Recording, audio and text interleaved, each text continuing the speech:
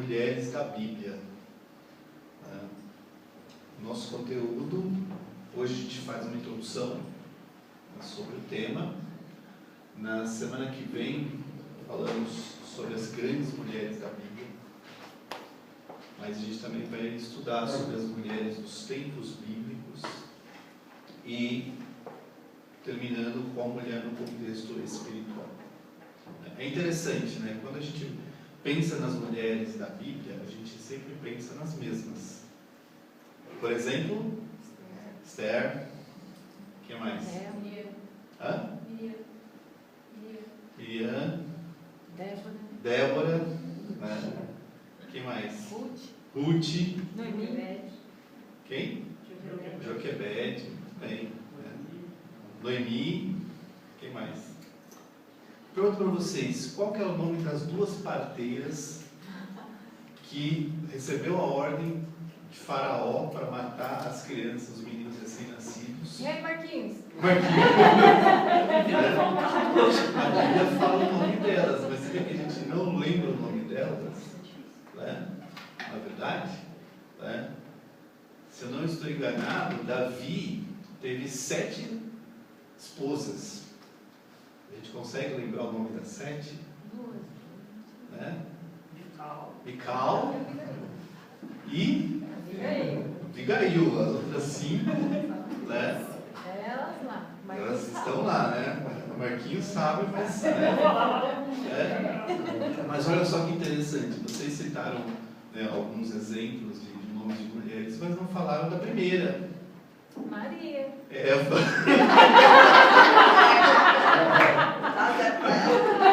Não dá certo. Empolguei. Falamos da primeira, né?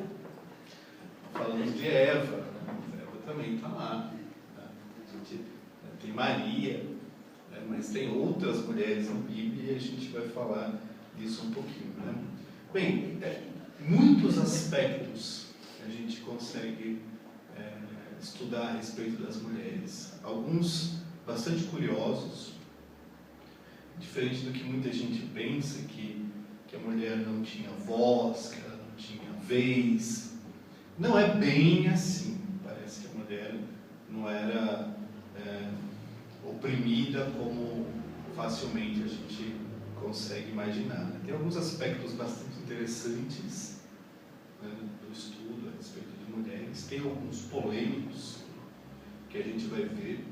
Tem um aspecto aqui que é o famoso prova da lama negra, né, que era um momento onde, quando uma mulher era acusada quando o marido suspeitava que ele estava sendo traído, que a mulher estava tendo um caso com outro homem, ele levava a mulher até o sacerdote e o sacerdote fazia o teste da lama negra. Ele pegava cinzas do altar com poeira, com um monte de sujeiras e fazia um lodo lá e mandava a mulher beber. Se ela sobrevivesse, porque não estava em pecado. Se ela não sobrevivesse, é porque tinha... É verdade, isso está na Bíblia, uma coisa bastante polêmica, chamada teste da lama negra. E tem coisas que são um pouco controversas para a gente, né? Quando a gente pensa, por exemplo, Paulo falando que eu quero que a mulher aprenda em silêncio. Né? É uma coisa polêmica para a gente estudar. Mas vamos começar do princípio. Lá atrás, quando Deus criou todas as coisas, Ele tinha um plano original. Ele sabia de tudo o que ia acontecer. Ele sabia do pecado, Ele sabia dos problemas que viriam depois do pecado. Estava tudo na onisciência de Deus, não escapou nada. Mas no plano original, o que Deus criou foi uma condição de total igualdade.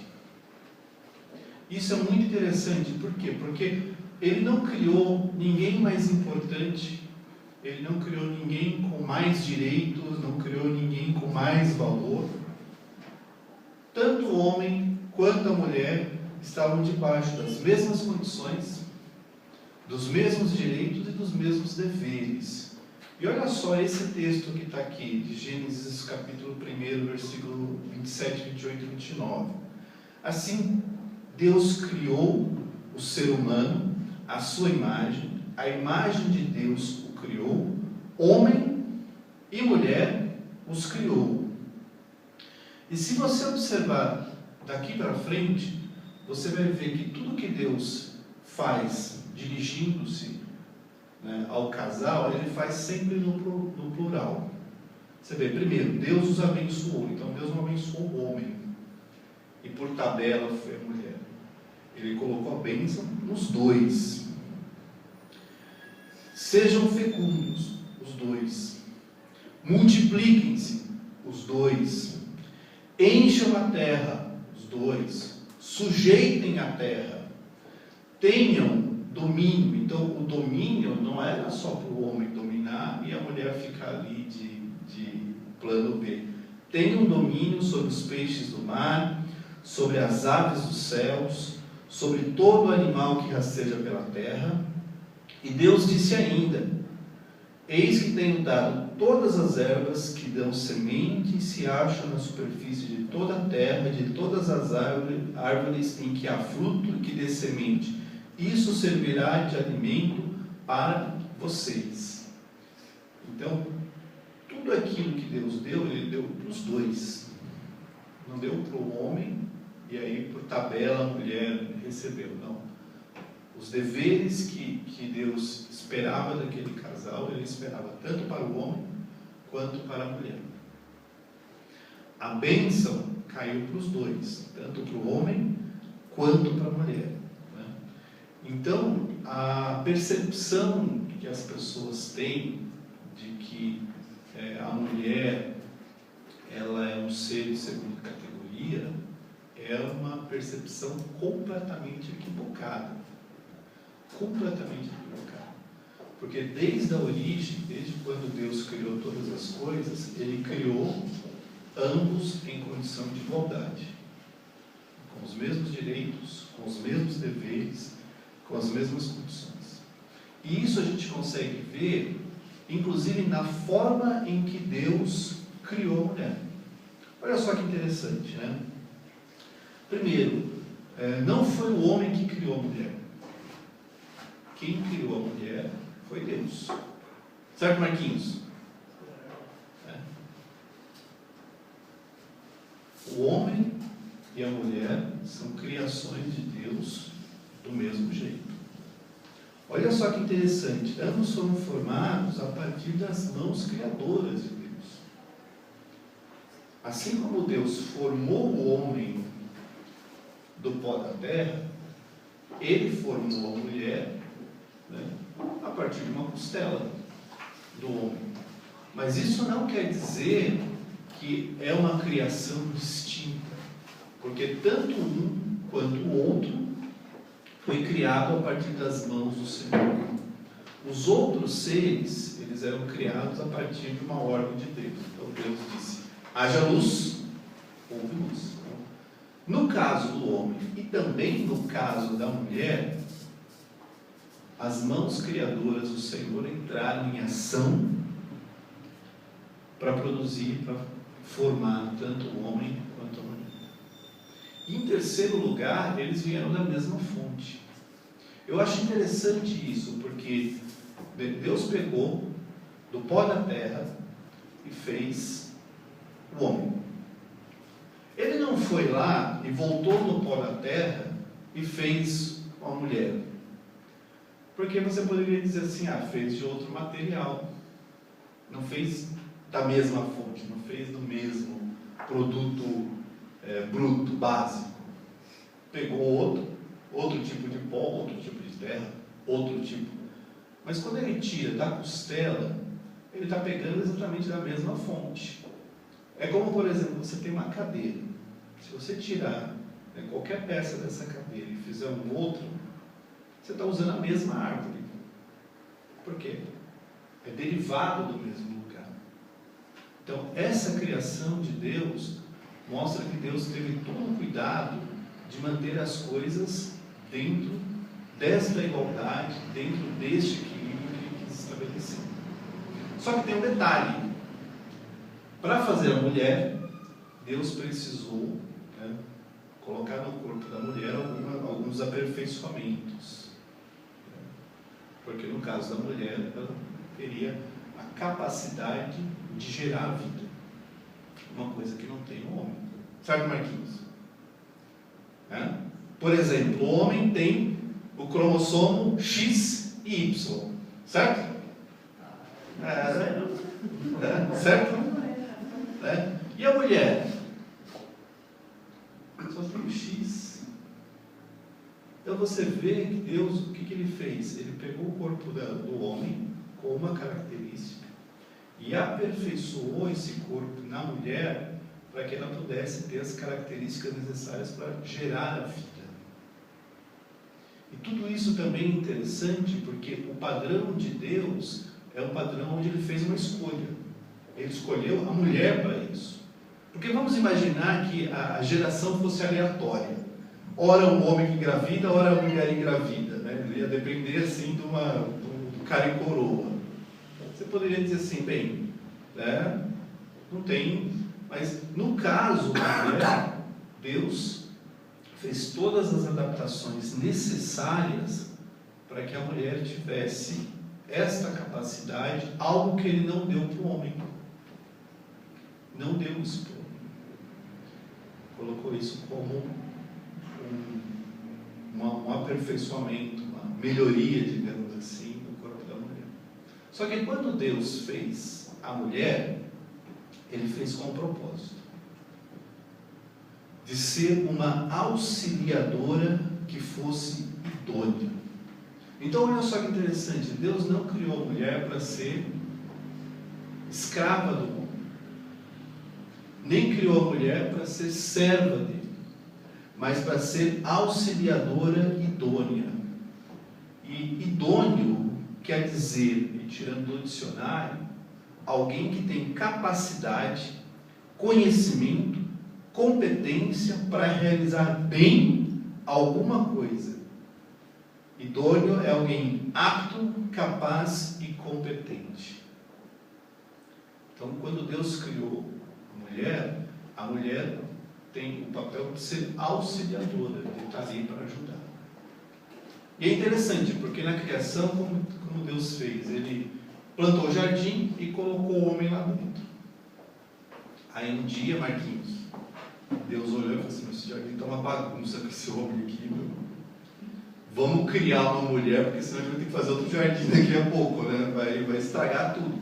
Criou uma auxiliadora que fosse idônea, que tivesse total capacidade, conhecimento, competência para realizar bem alguma coisa. E colocou a mulher lá.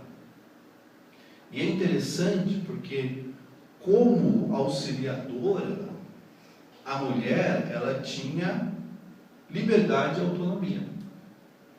Porque olha só, quando a serpente vai falar com a mulher, Adão não estava perto, certo? Estava. Falou com a mulher sozinho. Isso representa que a mulher tinha a liberdade e a autonomia para andar para o jardim, para cuidar do jardim. Então ela não tinha que ficar ali à mercê do marido esperando uma ordem ou uma direção. Ela podia ir para onde ela quisesse, né? Em Gênesis 3 vemos que ela estava sozinha, porque ela não era escrava, ela não era alguém que ficava ali à disposição do marido. Ela podia ir e vir, porque quando Deus criou tudo, criou para eles, e eles tinham os seus deveres, eles tinham os seus direitos, tinham suas responsabilidades. Então esse foi o plano original de Deus.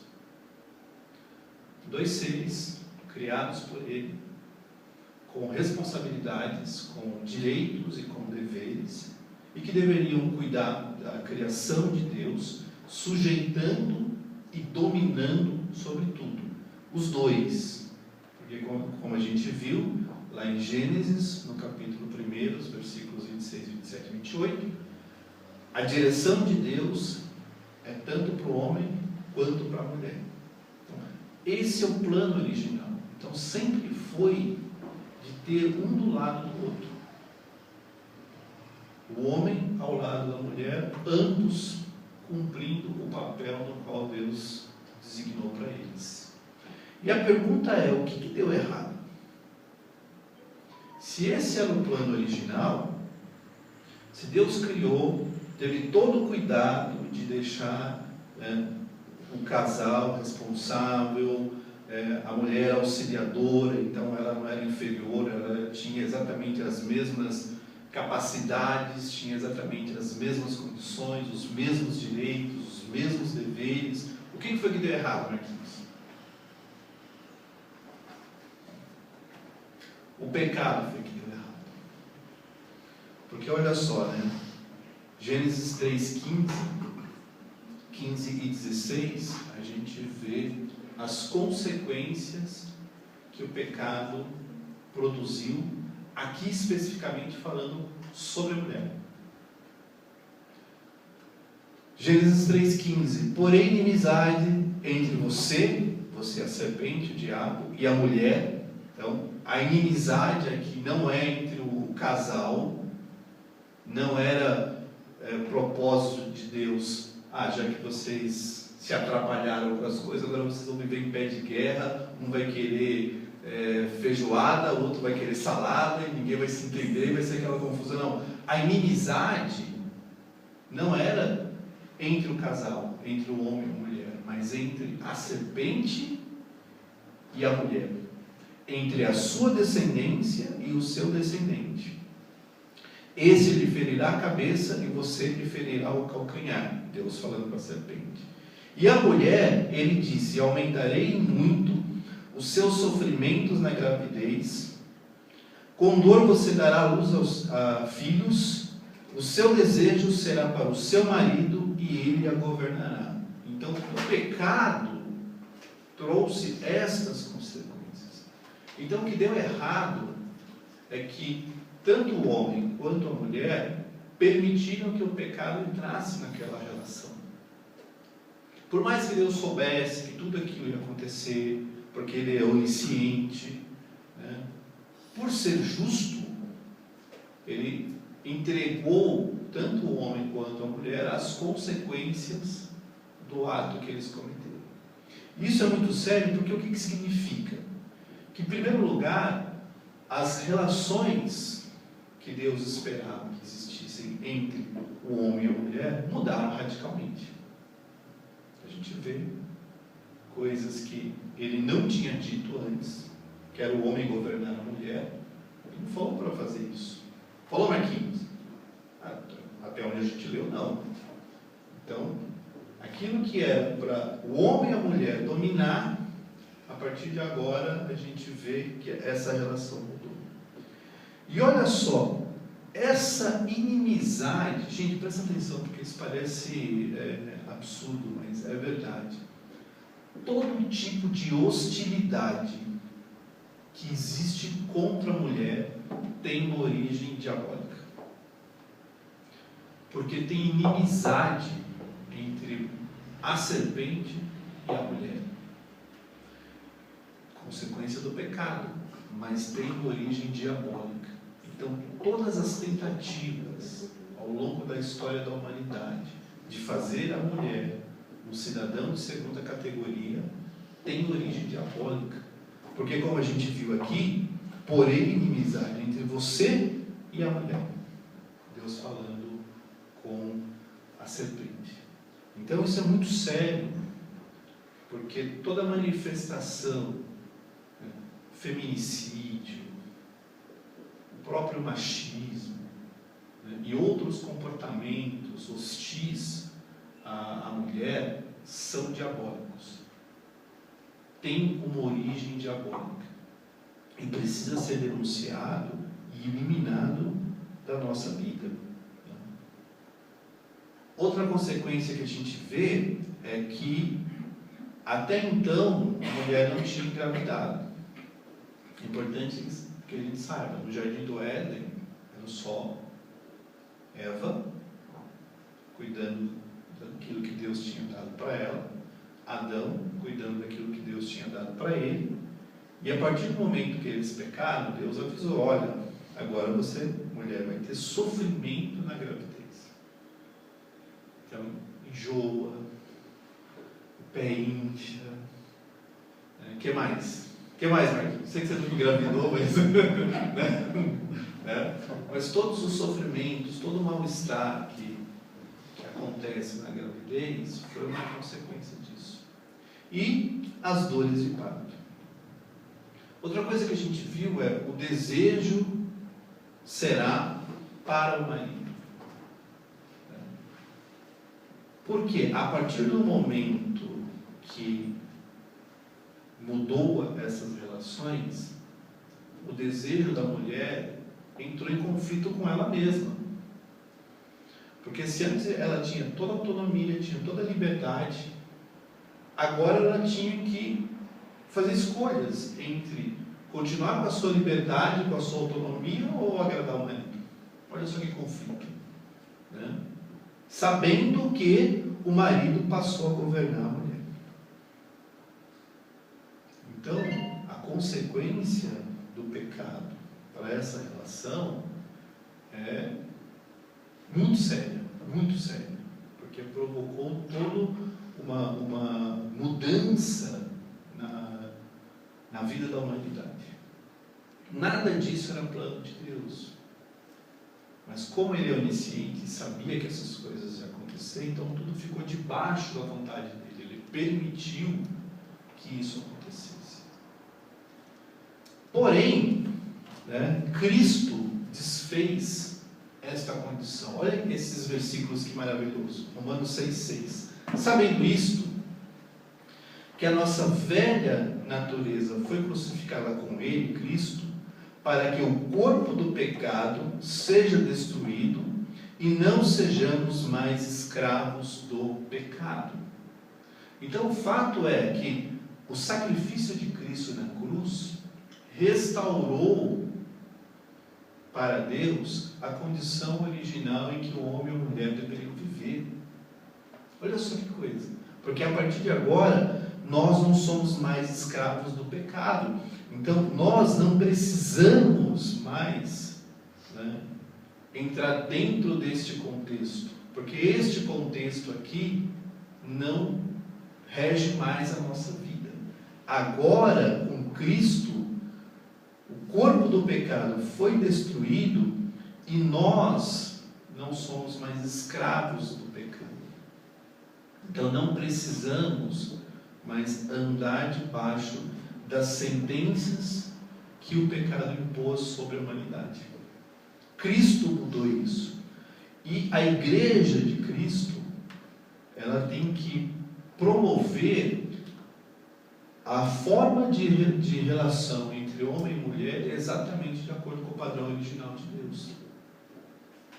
Por quê? Porque se Cristo restaurou a condição original, ou seja, Ele tirou a gente de escravos do pecado, das sentenças que o pecado impôs sobre a humanidade, isso significa que tanto o homem quanto a mulher, na igreja de Cristo, tem que buscar o padrão de vida que Ele estabeleceu lá no seu plano original. Homens e mulheres com os mesmos direitos, mesmas responsabilidades, mesmo valor, mesmo propósito, mesmo desejo da parte de Deus de usar.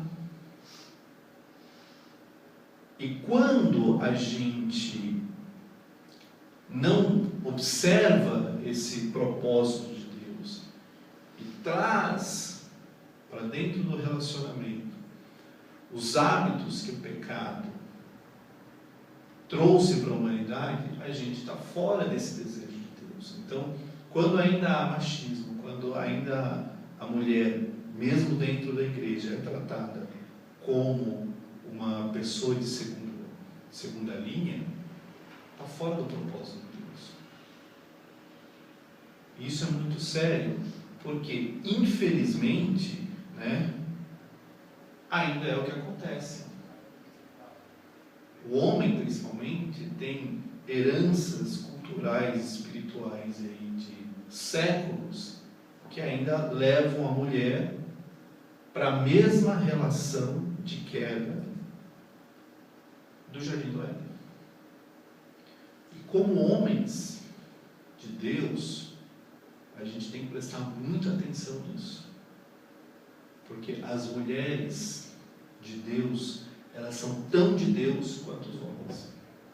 Certo, Marquinhos? Então Deus usa a mulher e usa o homem, e não usa mais o homem do que a mulher. Ele usa tanto a mulher quanto o homem do jeito que ele quer.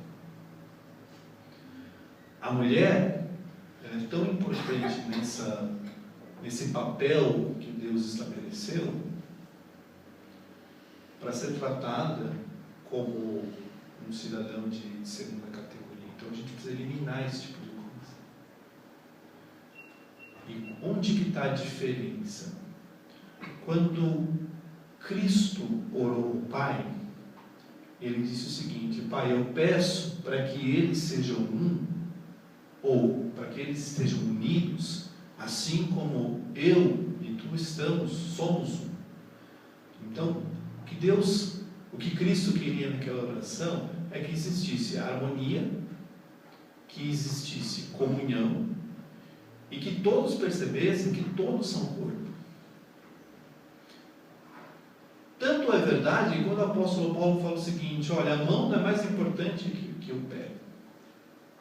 Ou é? Não, é tudo parte do corpo. Homens e mulheres são o corpo de Cristo.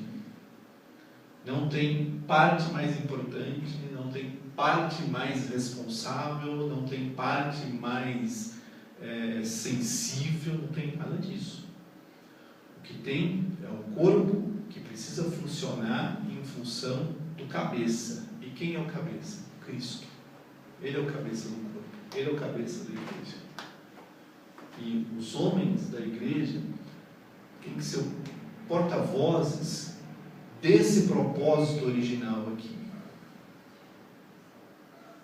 De mostrar que nós, homens, servos de Deus, nós temos que ser os homens que vão levar para frente a mensagem de que a mulher sim tem todo o direito, a mulher sim tem todo o valor, a mulher sim tem toda a importância, porque quando Deus a criou idônea.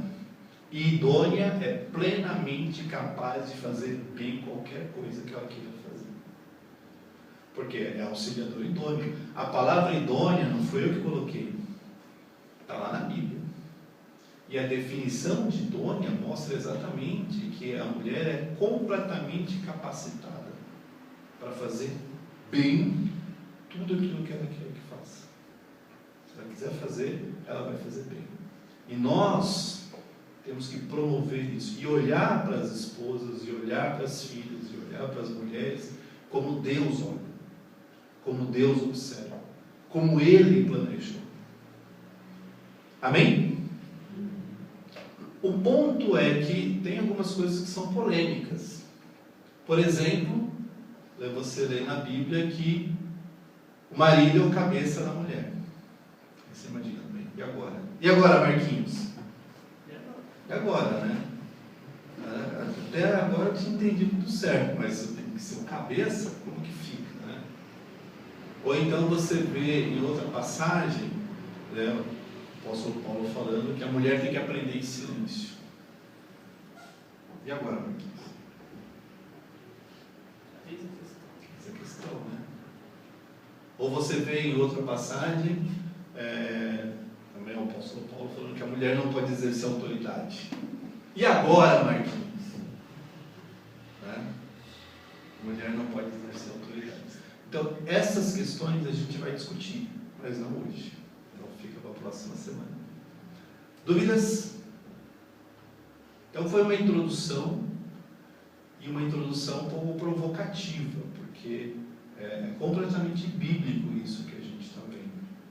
Aí você pode imaginar, mas por que na Bíblia está diferente? Porque na Bíblia a gente tem a questão da herança cultural.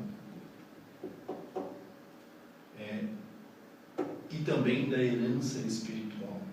Porque lembra, tudo aquilo que a gente vê contra a mulher, toda a inimizade, toda a desconfiança, todo o preconceito, toda a violência, contra a mulher, ela tem origem diabólica. É fruto dessa inimizade que nasceu entre a mulher e o diabo.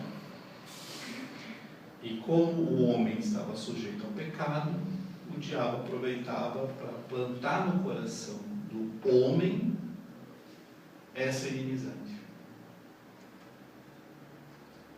A prova disso é que você vê na história da humanidade as mulheres fazendo um determinado tipo de papel e não conseguindo alcançar nenhum tipo de ascensão por conta da imposição em que o homem colocava a mulher.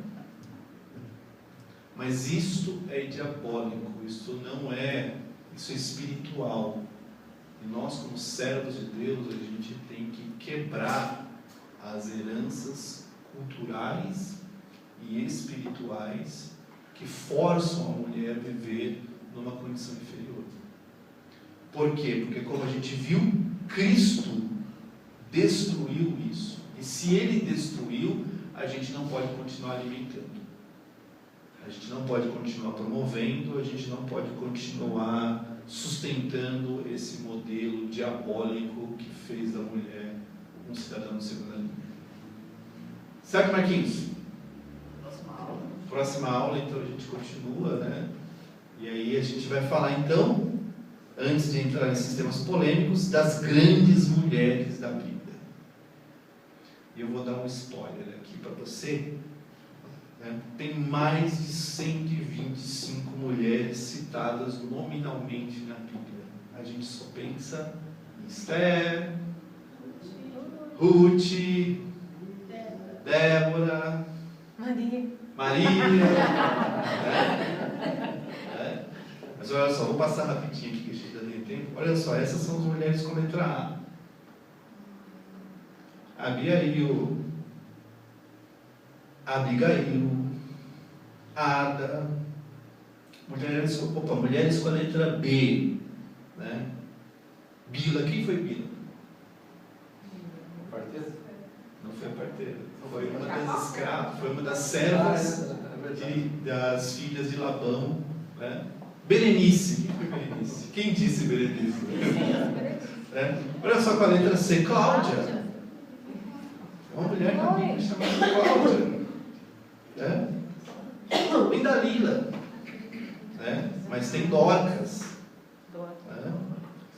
tem Esther, mas também tem Eva, tem até uma mulher com letra F na Bíblia, Fibe, Gomer, que foi a esposa de Oséias, tem Agar, tem Uga, tem Isabel, tem Jael, tem Júlia, tem Joana, tem Jezabel, tem Lia, tem Lídia, aqui são as mulheres com a letra M, só Maria aqui tem 6, ó. Qual delas você colocou? Qual delas, tem a Madalena, tem a mãe de Tiago, tinha a mãe de Jesus, tinha Naamá, mulher na Bíblia chamada Naamá, não é Naamã, tem Noemi, Noadias, tem Orfa, que a gente conhece, tem a Penina, tem Puá era uma das parteiras, Priscila, Querem Apuque, quem era Querem Apuque? Nossa, Uma das filhas, uma das mulheres mais lindas do Oriente. Querem Apuque, filha de Jó.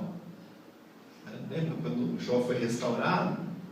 Deus deu para ele os filhos, 3 filhas, e elas eram as mais belas do Oriente. Késia era outra filha de Jó. E Quetura, Raabe, Raquel, Rebeca, Rispa, Ruth, olha para a letra S, Salomé, Sara, Sua, Cifra, Seera, com a letra T, Tabita, Com a letra V, Vasti. É. Com a letra Z, Zípora. Quem foi Zípora? Marquinhos. Mulher de Moisés.